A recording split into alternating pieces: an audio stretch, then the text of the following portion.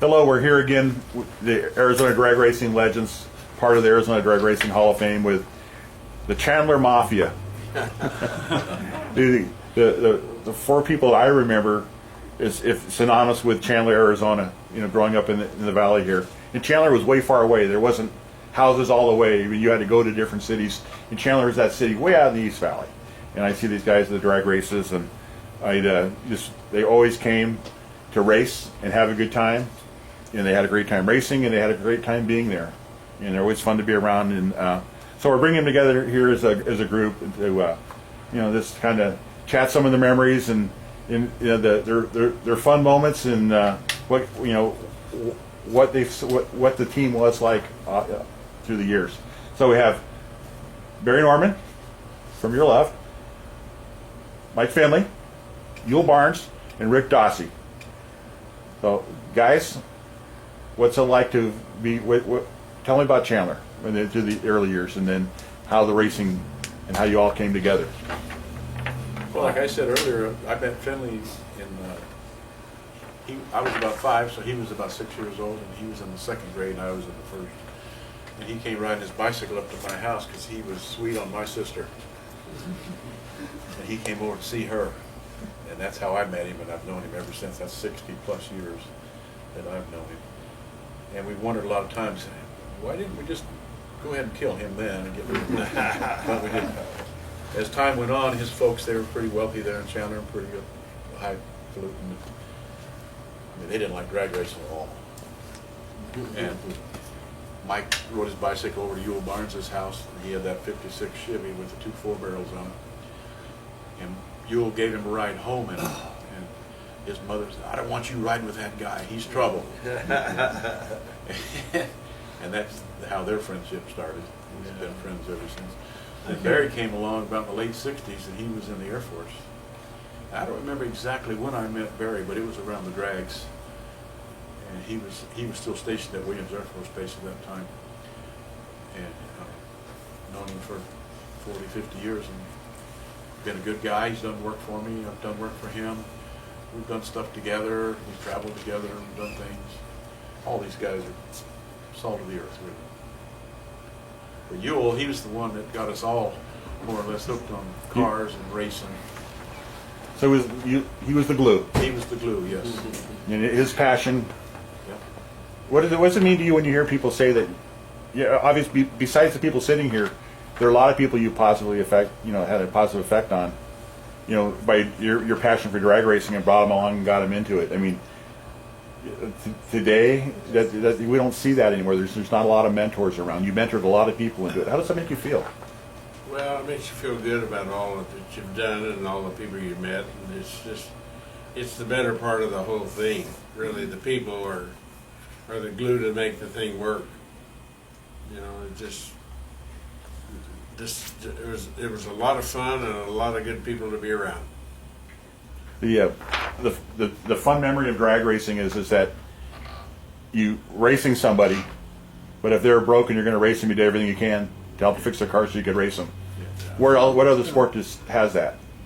No. It's still today. That still goes on. Yeah. There's a lot of great stories about that. The different, how people help each other out because everybody just was there to race. Mm-hmm. Michael was a big part of it. Through his passion of racing, and I remember, I think Mike's the first person of the group that I remember really meeting and saying, "Wow, this guy, he's pretty cool." Yeah, it was. I really enjoyed being around him and be around all of you. What were you guys when you guys had a chance? How you got to meet Mike? Because Rick, you met Mike because he dated your sister. Right. Wanted to date your sister. Wanted to, and he was only 6 years old. Yeah. And how old was your sister? Same age. Oh, okay. Yeah, I thought maybe she was in high school knowing him. It'd be hard to do that on a single seat bike. But you were always the dreamer. Oh yeah. Oh yeah, always after the deal. Always after the deal. And what did your sister shun him or? Oh yeah. Well, your sister had some class. Yeah. She Okay. Yeah. So, you and Barry have a long relationship. Michael, you and Barry have a long relationship, partners with cars. But when you guys all got together, I think the common glue, you were all from Chandler. You all helped each other out. You all supported and cheered for each other, and some mentored others, and each one of you've mentored other people along the way. There are other people racing that you've helped in their racing careers, but you all came together with the Cotton King car. That was really the pinnacle of what you guys did. Who got the idea to build a rear engine car? Whose idea was it? Garbage. No, I know he did. I mean, that's where it started. Yeah, but when did you guys want to build a rear engine car? To build a top fuel car? When did you finally come to the point and say, we're tired, we want to go faster? You started as a top alcohol car, right? Well, we started with But it was a a rear engine car. Yeah. I mean, rear engine cars were in. Right. I mean, you either had that or you didn't. But you didn't have a car. What made you decide to come together as a team to do that? That's like, I guess well, what I I'm think saying. the fact that Atbury made us a deal on that chassis, don't you? The car, I think so. the Hannah body. Yeah. I mean, if it would have been another $2 or $3 or $4 or $5,000, probably wouldn't have done it. How did we get a hold of Atbury? 'Cause I remember Bradley brought the car over on top of his trailer. Because When he was coming to- Bradley and Atbury were Possibly. friends. Is that what was it? Yeah, that or Jerry. Maybe it was Johansson. Jerry Johansson. possibly. Yeah. So Jerry Johansson and the Howard Cam themes was definitely was part of the glue that helped mentor a lot of you guys and got you, hey, there's a deal on this car. Or somebody said, look at this car, and you go, Well, but I'll tell you what, that car sat in my rafters for what, 1 or 2 years At least a year and a half ago. before we even started to look at it, and we had nothing. As a matter of fact, I was married at the time. The wife came home and said, "What are you doing?" Here, guys out in the backyard. I said, "We're building a swimming pool."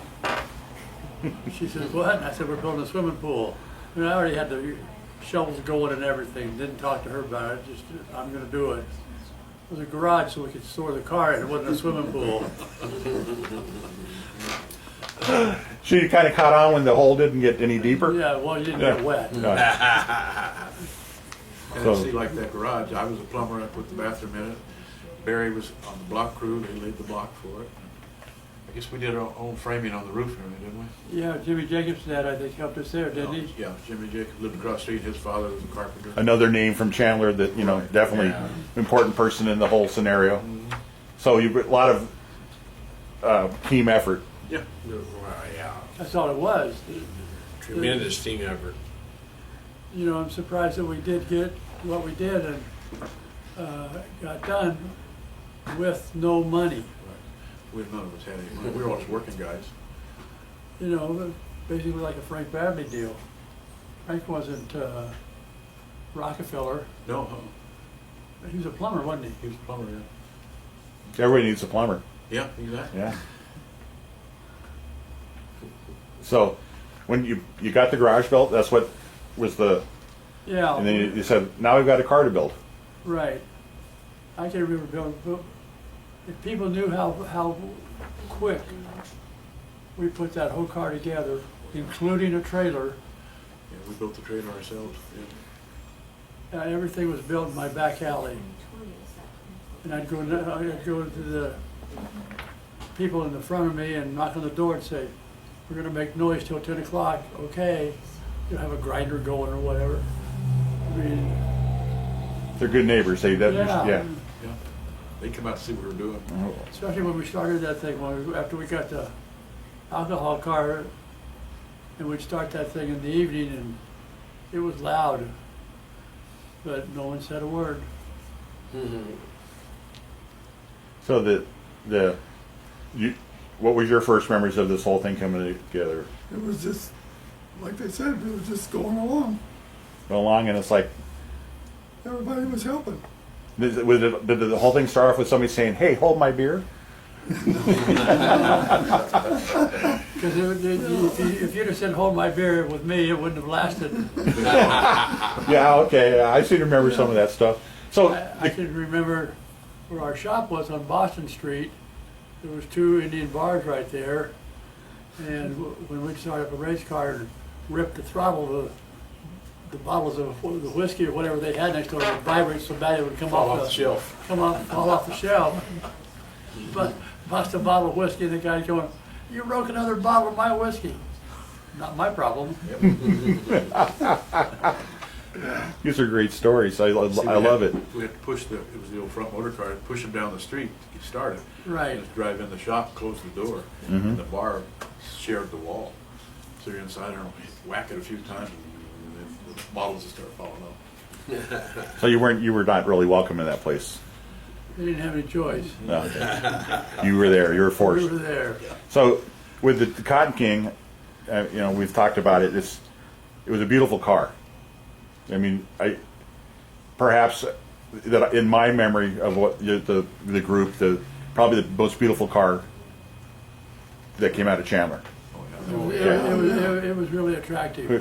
Who painted? And we're going to get some pictures of it and have it on the put it show in the videos we share with people. But who painted that car? Who was the guy that That first paint job with the lace, that was done over in Phoenix? and then the next one was Who, Corky. Bill? Corky painted the second time. I thought Squeeze painted. That was third time. Corky painted it when we first put the Chrysler in it. You and I took my Suburban and your Wagner, we get all the body pieces, so we put them in the car. Right. And that was over Corky's over by Manzanita Speedway. And then Squeege painted it the last time. Wow. Tell But you what, some great Arizona squirters.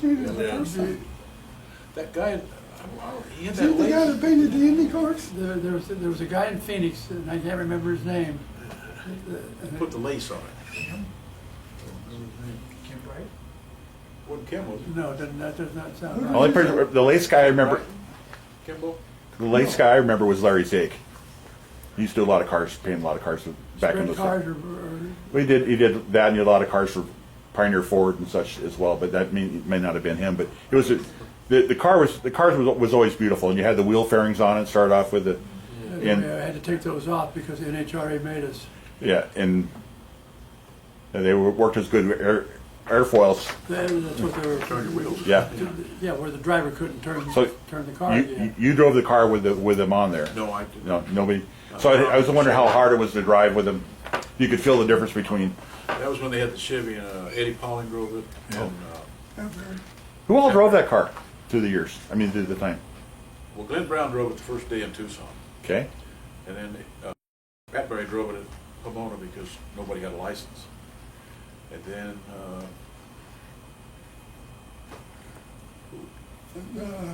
Johnny drove it. that was after me.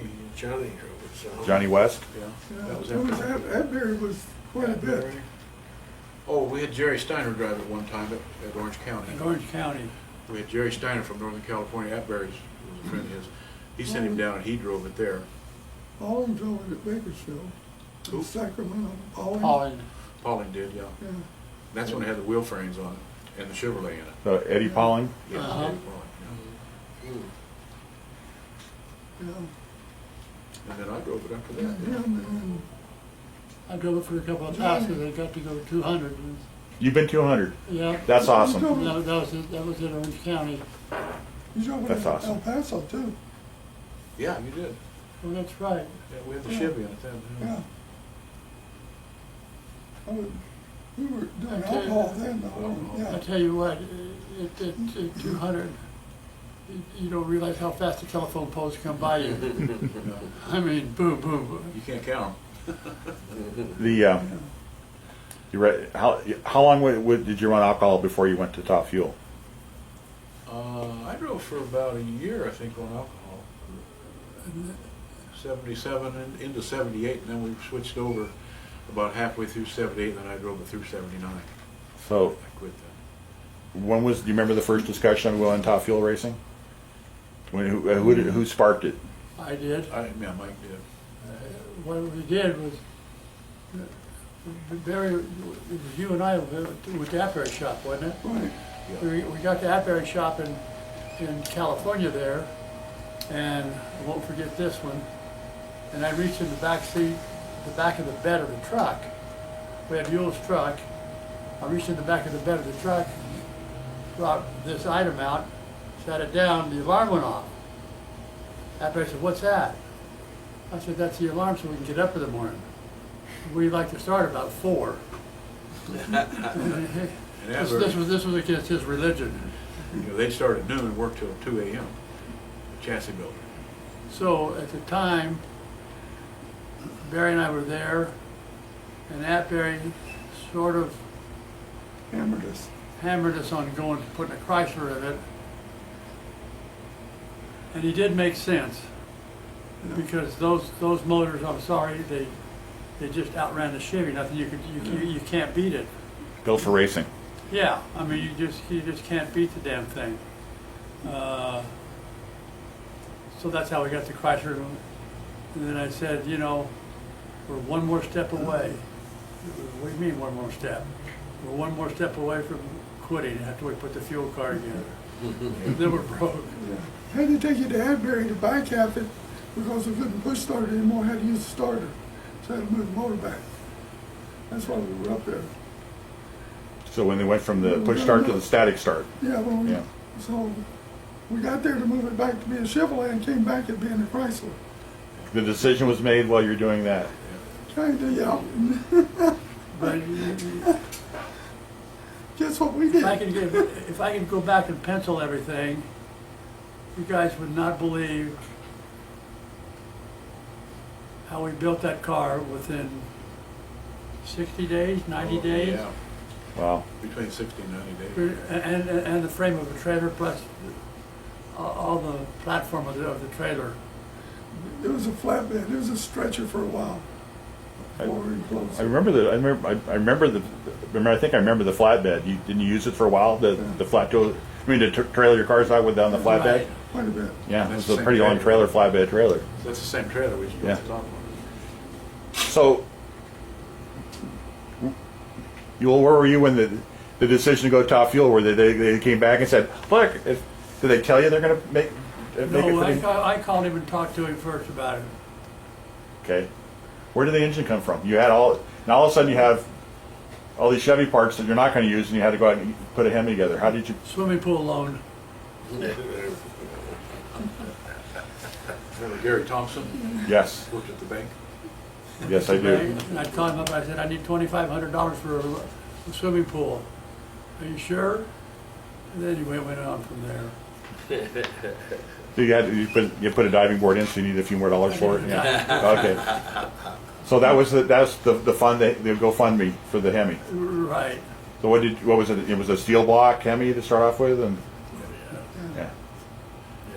See, on the alcohol, you had to run a pound per cubic inch, so you really have to have aluminum mud. Right. Reliability.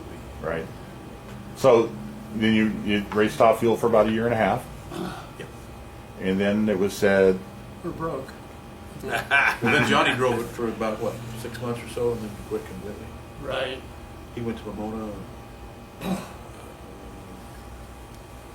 That's not the only place he drove it, was We went down. it? Yeah. I drove down there at Elo. Remember, it was in the Oh, yeah, the, when he ran off the the one water. race at Eloy. Yeah. Carl Harvey's race at Eloy. Yeah. Yeah, when he went off the water. Drove it off in the water, sitting up on the cage. What's he doing?